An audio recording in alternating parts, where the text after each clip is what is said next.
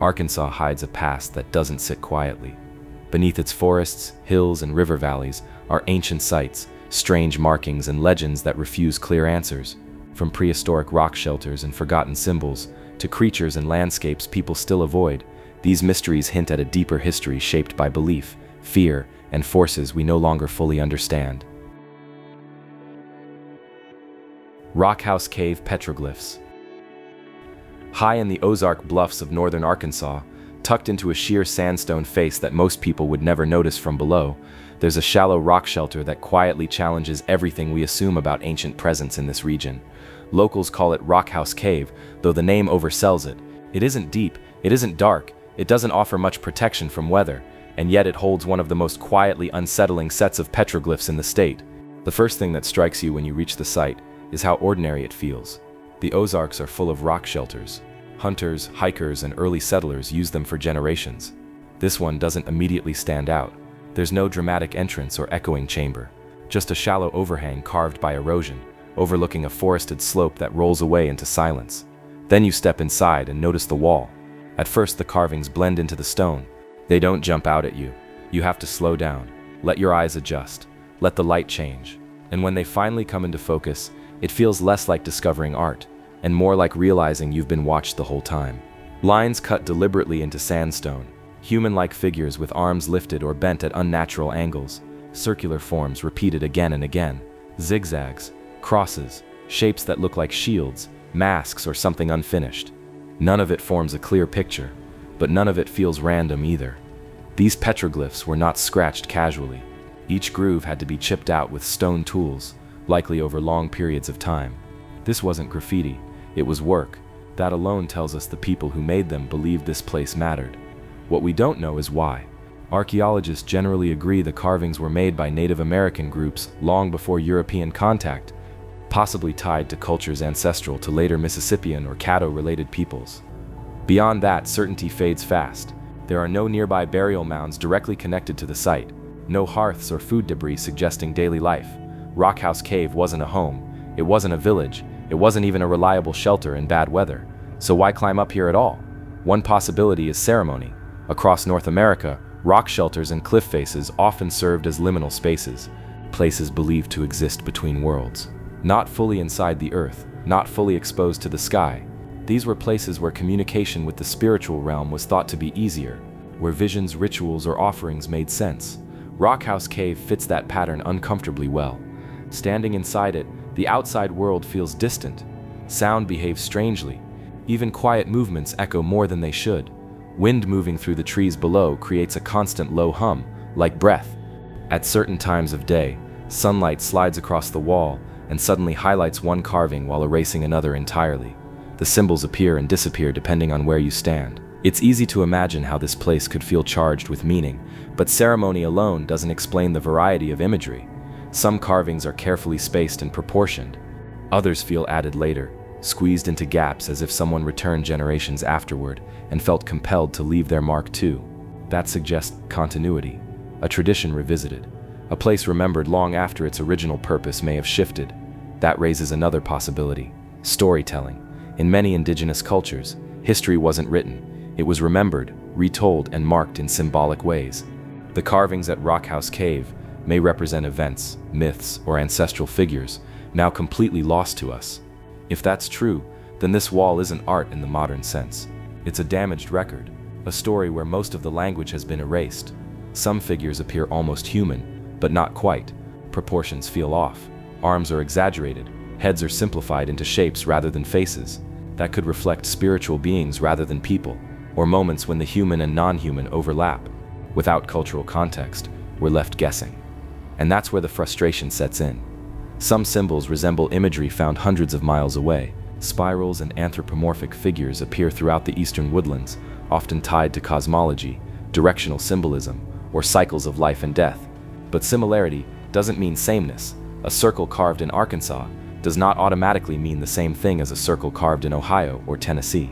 Meaning is local, context matters. What complicates things further is how exposed the carvings are. This is not a hidden cave deep underground. Anyone passing beneath the bluff could see them. That suggests the message wasn't secret. Or perhaps the danger wasn't in seeing the symbols. but in misunderstanding them. Some carvings are placed surprisingly high on the wall, high enough that the artist would have needed a ladder, scaffolding, or some kind of platform. That implies planning and cooperation. This wasn't one person acting on impulse. It was a deliberate effort, repeated over time. And then, at some point, it stopped. There's no evidence of destruction, no signs that the site was defaced or erased. People didn't try to remove the symbols, they simply stopped coming. Climate changes, population shifts, migration, or cultural transformation could explain that, or the purpose of the site may have ended. A ritual completed, a story concluded, a place no longer needed. Local folklore adds another layer to the mystery. For generations, people living near the area have reported strange sensations around the cave. Hunters talk about sudden silence when passing beneath the bluff, as if the forest itself has paused. Others describe an overwhelming feeling of being watched, even when alone. Some refuse to linger there at all. These stories don't prove anything, but they do show something important. Rockhouse Cave still affects people. Long after its original creators are gone, the place hasn't gone quiet. Modern preservation efforts have helped protect what remains, but they've also highlighted how fragile the site really is.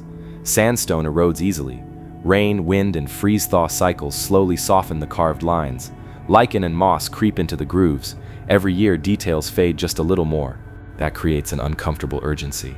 Whatever these symbols meant, time is actively erasing them. Visiting the site today leaves you with a strange feeling. Not fear, not awe, exactly. More like incompleteness. You're standing in front of communication without a key, meaning stripped of language, and no matter how carefully you look, no interpretation ever feels complete. When you finally step away from Rockhouse Cave and descend back into the woods, there's no dramatic revelation waiting.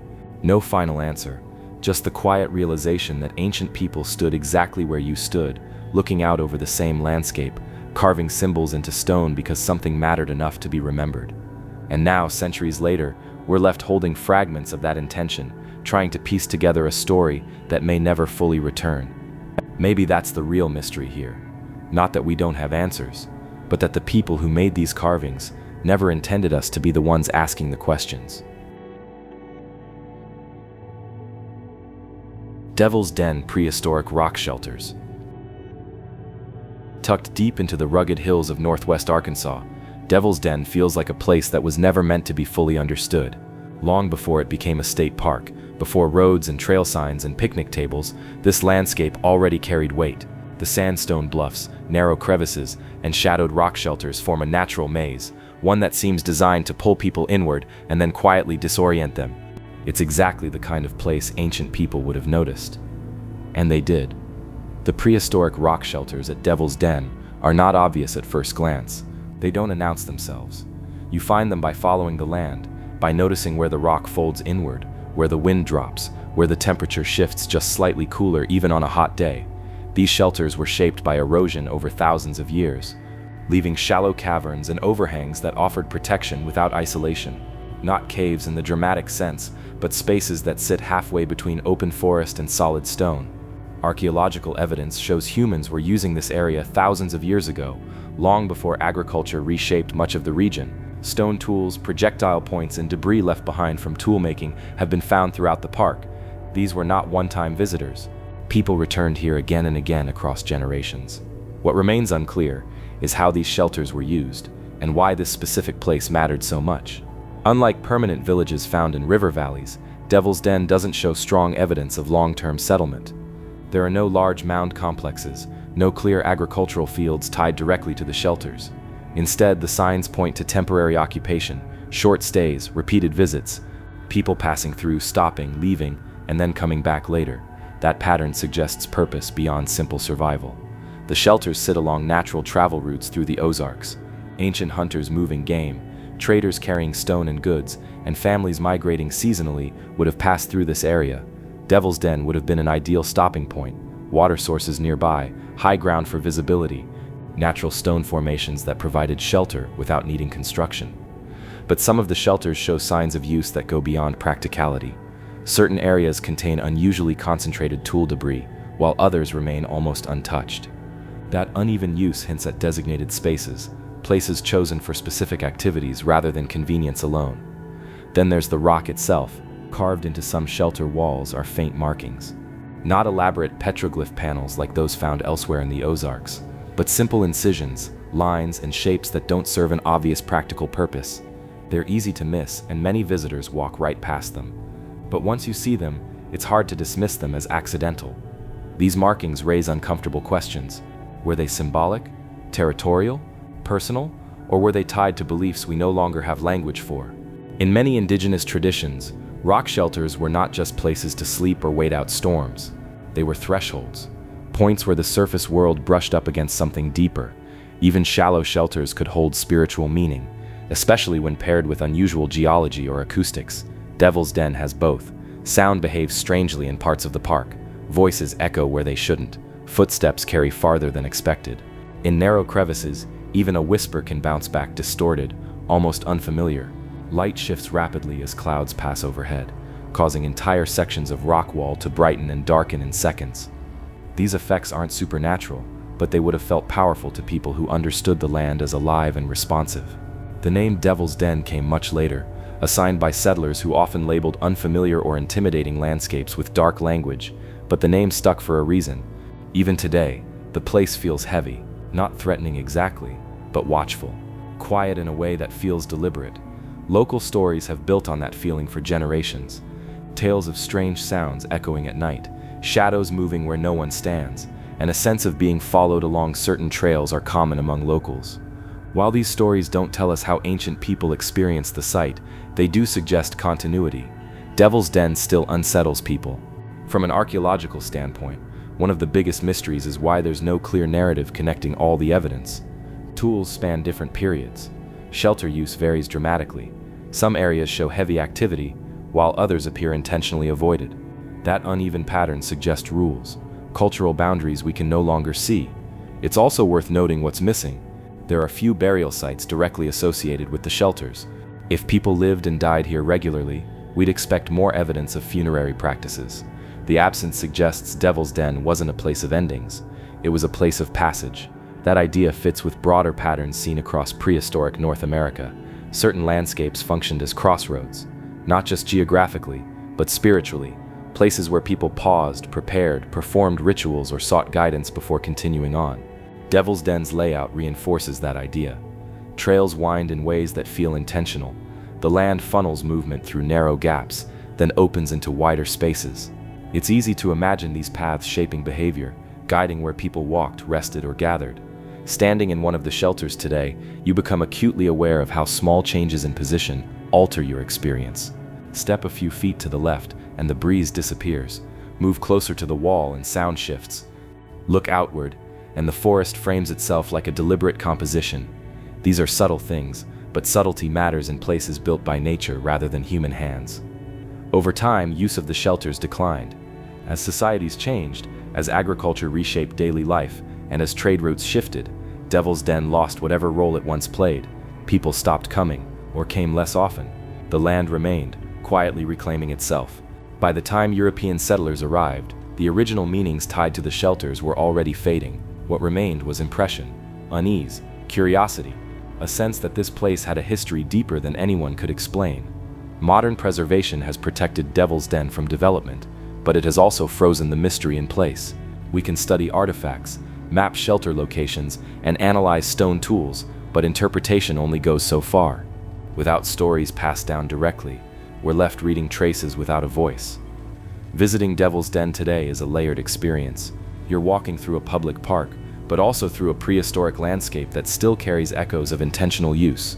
You can sit where someone sat thousands of years ago, sheltered by the same rock, listening to the same wind move through the trees, and yet the reason they chose this place remains just out of reach. That may be the most honest conclusion. Devil's Den doesn't offer answers. It offers presence, a reminder that ancient people didn't leave behind neat explanations, only marks, movements, and choices etched into the land itself. The shelters are still there, still open, still waiting, and whatever they once meant, the landscape hasn't forgotten, even if we have.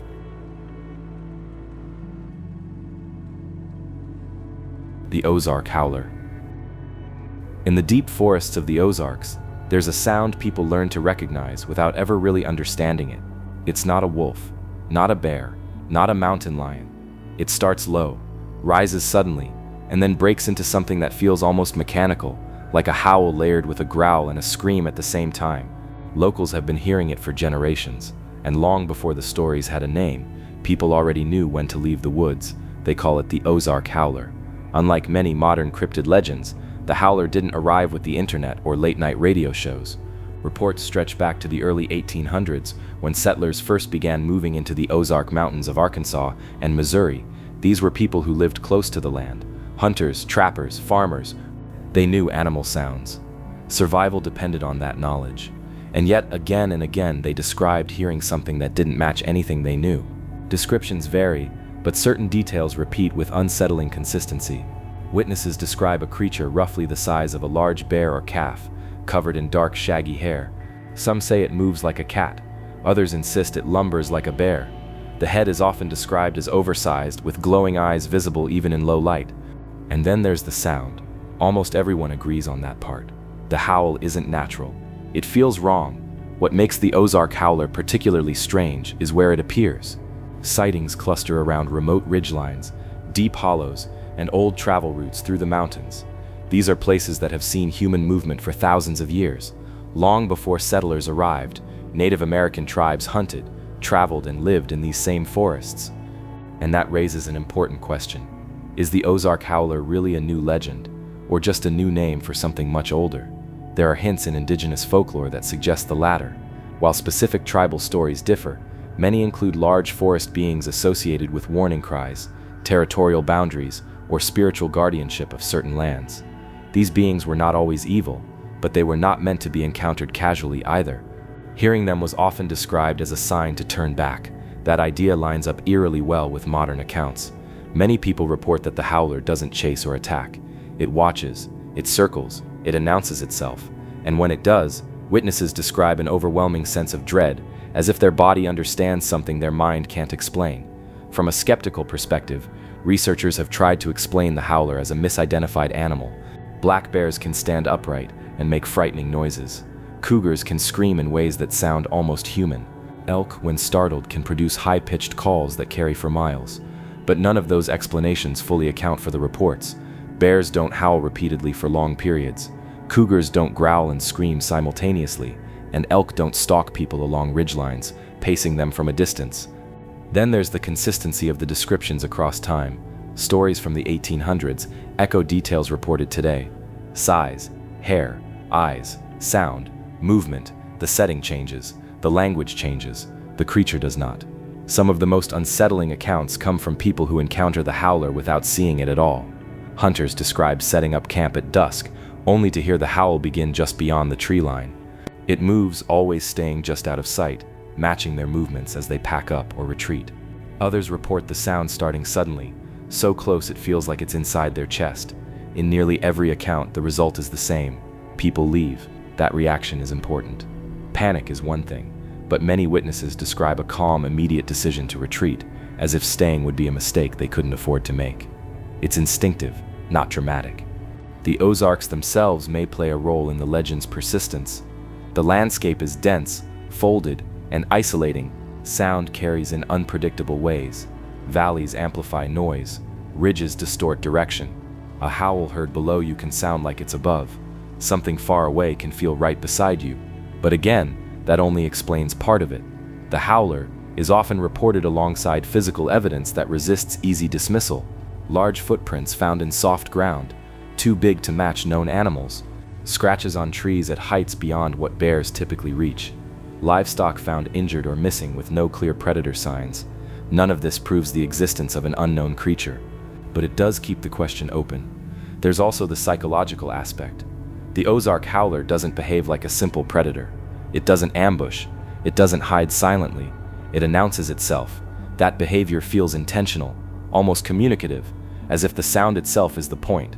Some researchers have suggested the howler may represent a convergence of fear, folklore, and environment. A shared mental image shaped by isolation and unfamiliar sounds. But that explanation struggles to account for why the legend has remained so geographically specific. The Ozarks are not the only wild mountains in America, yet the howler belongs here, and here alone. Modern sightings continue, though they're quieter now. People are hesitant to talk openly, Being labeled foolish or gullible carries a cost. Most reports come from experienced outdoorsmen, people with nothing to gain by inventing a story. Many refuse to give names. Some won't even write their experiences down. They just tell someone they trust, and then they stop going back to that place. What's especially interesting is how the Howler fits into a broader pattern of American wilderness legends. Almost every region has a story of something large, watchful, and boundary-setting. Bigfoot in the Pacific Northwest, the Fook monster in southern Arkansas. The Howler seems to occupy a similar role, but with a key difference. It doesn't want to be seen. That distinction matters. Seeing something invites investigation. Hearing something and not seeing it leaves the mind to fill the gap, and the human mind is very good at that. If the Ozark Howler has a physical explanation, it may lie in a combination of animals, environmental acoustics, and human perception, layered over centuries of shared storytelling. Or it may be something else entirely, an unknown species, a rare behavior pattern, or a cultural memory that refuses to fade. Standing in the Ozarks at night, with the trees closing in and the hills blocking the horizon, it's easy to understand why the legend survives. This is a landscape that doesn't offer reassurance. It offers silence, broken occasionally by sounds that don't ask permission. And when that howl rises out of the darkness, stretching across the ridges, it doesn't feel like a story anymore. It feels like a warning. Maybe the Ozark Howler isn't meant to be explained. Maybe it exists to remind people that some places don't belong entirely to us, that no matter how familiar a forest feels during the day, it can still change after dark. Whatever the truth is, one thing remains consistent across 2 centuries of reports. When people hear the Ozark Howler, they don't argue, they don't investigate, they leave, and that, more than anything else, is why the legend refuses to die.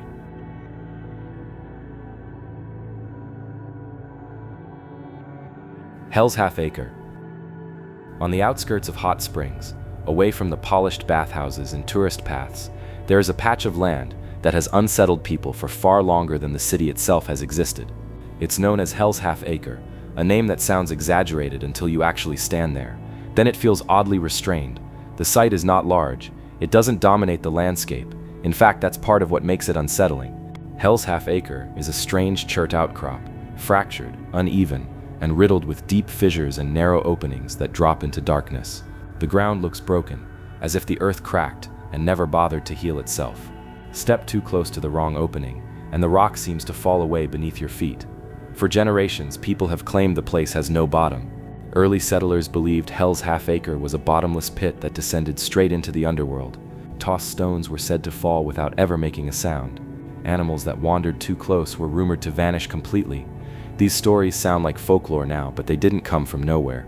Even today, standing at the edge of one of the deeper fissures, sound behaves strangely. Objects dropped inside often don't echo back the way you expect. The darkness absorbs them. Long before settlers gave the place its ominous name, Native American groups knew this site well. Archaeological evidence shows the area was used thousands of years ago, not as a settlement, but as a place people returned to deliberately.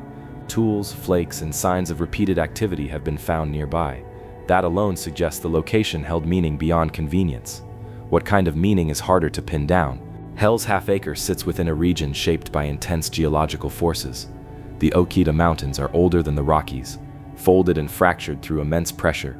Hot Springs itself exists because heated water travels upward through deep faults in the earth. This is a place where the ground moves, where heat rises from below, where the boundary between surface and depth feels thin. Ancient people would have noticed that. Many indigenous belief systems, places where the earth opens or behaves unpredictably, were treated with respect and caution. They were seen as portals, breathing points, or places where powerful forces gathered, not necessarily evil, but not neutral either. Places that demanded rules. Hell's Halfacre fits that pattern uncomfortably well. There's no evidence of long-term habitation here. No homes, no burials. Instead, the activity appears intentional but limited. People came, did something, and left. That something remains unknown. One theory suggests the site was used for ritual purposes. The fissures may have been seen as symbolic entrances to the spirit world, places to leave offerings or communicate with forces below. The uneven ground, sharp rock edges, and confined spaces would have made movement slow and deliberate, reinforcing a sense of gravity and restraint. Another possibility is that the site served as a boundary marker, a place people knew about, talked about, but avoided crossing casually. Dangerous landscapes often become cultural markers, places that define where it's safe to go and where it isn't. Stories grow around them for a reason. Early European settlers quickly absorbed that sense of unease. Accounts from the 1800s describe people testing the pit out of curiosity, dropping rocks, burning torches, even lowering ropes. Results varied wildly. Some claimed the depth was shallow. Others insisted it went far deeper than expected. Measurements rarely matched from one account to the next. That inconsistency only fueled the legend. As hot springs developed, Hell's Halfacre became a curiosity, then a warning, then an embarrassment. City officials tried to downplay it. Scientists attempted to explain it away as simple geological fractures and collapsed rock, and to an extent that explanation works. Chert can fracture in complex ways. Narrow fissures distort sound. Depth perception fails in uneven light. But explanation doesn't erase experience. People continue to report strange sensations at the site. A feeling of pressure, sudden dizziness, the sense that the ground is unstable even when it isn't moving. Some describe an odd warmth rising from the cracks on cool days, subtle but noticeable. These experiences don't prove anything supernatural, but they echo older patterns. The land still behaves differently here. What makes Hell's Halfacre particularly interesting is how it resists domestication. Unlike many haunted or mysterious sites, it was never fully commercialized. No major attraction was built around it. No guided tours lasting decades. It exists in an awkward space, acknowledged but not embraced. That's often what happens with places that don't offer clean answers. From a geological standpoint, the site represents deep time made visible, layers of rock exposed and torn apart by forces that operate far below human scale. But ancient people didn't separate geology from meaning. A place where the earth breaks open is a place worth paying attention to. Standing there today, you can feel that tension. Traffic noise from hot springs is never far away, yet the site feels isolated. The rock absorbs sound. The air feels still. Even on busy days, people tend to lower their voices without realizing it. There's also the question of why stories about the pit swallowing animals and objects persisted so strongly. Some of that may come from real danger.